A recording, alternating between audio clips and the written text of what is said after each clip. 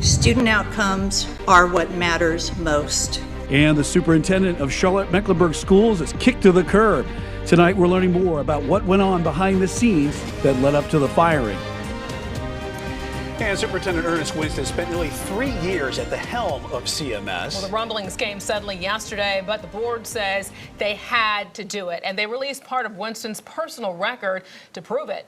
The Queen City News reporter Derek Dellinger has been sifting through all of this. He is live right now at the Government Center, where that vote just happened hours ago. Yeah, and Derek, this was a tough vote because he had been in the district so long. Yes, he was. In fact, Earnest Winston was with the district for 18 years before being named superintendent back in 2019. No one is arguing that he had an easy time here, especially with the pandemic, but student performance was the thing that apparently caused him to be terminated. All those in favor of the motion, please let it be known by a show of hands.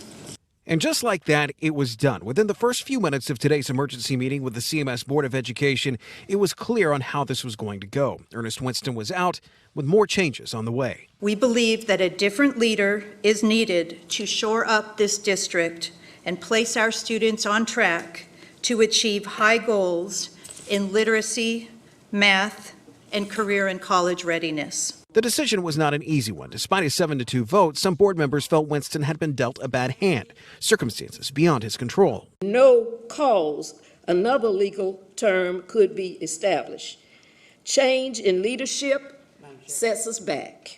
Along with Winston's termination came details from his personnel file. While it was clear from many that he was a man of good character, reviews indicated concerns and issues over judgment, decision-making, and trust, and criticism over handling of some high-profile incidents involving CMS, specifically dealing with Title IX issues, where, according to the review, there was evidence that a staff member had interfered with a sexual assault investigation, and also the criticism surrounding a speaker at a conference known for his stance on critical race theory and Winston's reported obstruction in making public records available about it. While Winston was not at the meeting, he did send out a statement this afternoon which said, in part, "My intention as a leader has always been to lead with integrity, compassion, and gratitude." He did not address what was released in his personnel file. With him out, there is an interim superintendent starting next week, Hugh Hadaball. But for the next few days, Scott McCulley will be taking over as acting superintendent.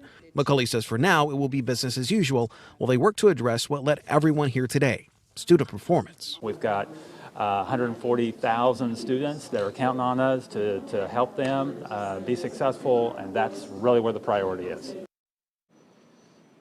Now, Winston's termination does come at a cost. That's in the form of hundreds of thousands of dollars, which he will be paid over the next 2 years.